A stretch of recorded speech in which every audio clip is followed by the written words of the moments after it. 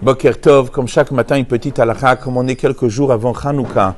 Tout le monde sait qu'à Hanouka, on allume les bougies de Hanouka. Mais en dehors de la mitzvah d'allumer les bougies de Hanouka, il y a aussi une bracha. Comme chaque mitzvah que nous avons un devoir de faire, il y a une bracha.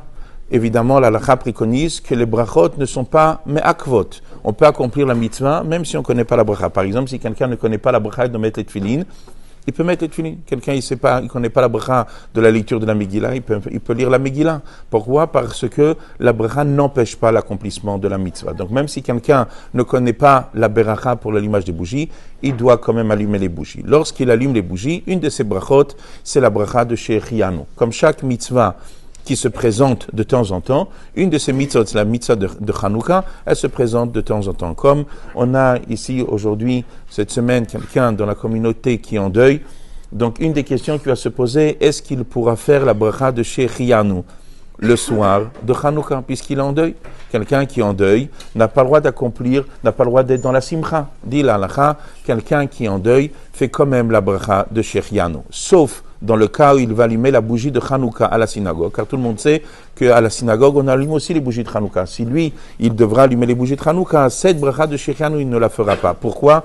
Non pas parce que la bracha de Shechianu n'est pas faite pour être faite, mais par rapport à la simcha qu'il y a dans cette situation, c'est pour cela qu'il ne fera pas cette bracha. C'est pour cela que dit la halakha, un homme qui sera endeuillé, qui soit endeuillé dans la semaine, qui soit endeuillé dans les 30 jours pour quelqu'un de proche, ou qui soit endeuillé dans l'année par rapport à ses parents, il doit quand même faire la bracha de Shechianu. Et la halakha préconise que pendant les 7 jours de Hanouka, tous les dynimes de deuil existent. C'est-à-dire, tout le monde sait qu'un Yom Tov a la capacité de repousser un deuil, mais Hanouka ne repousse pas le deuil. Même le jour du Shabbat, où la halakha préconise qu'il n'y a pas de deuil befar hesia d'une manière apparente, mais d'une manière cachée, Betsina, les dynimes de deuil. Et c'est pour cela que le Shabbat fait partie des 7 jours du deuil. Dans les 7 jours, le Shabbat fait partie aussi des 7 jours. Les jours de Hanouka ne sont pas des jours qui repoussent le deuil, malgré que sur cela, il y a plusieurs coutumes. Est-ce qu'on va au cimetière? Est-ce qu'on ne va pas au cimetière? D'une manière générale, tout ce qui est relié avec la notion de la peine n'est pas fait à Hanouka. Il y en a qui ont l'habitude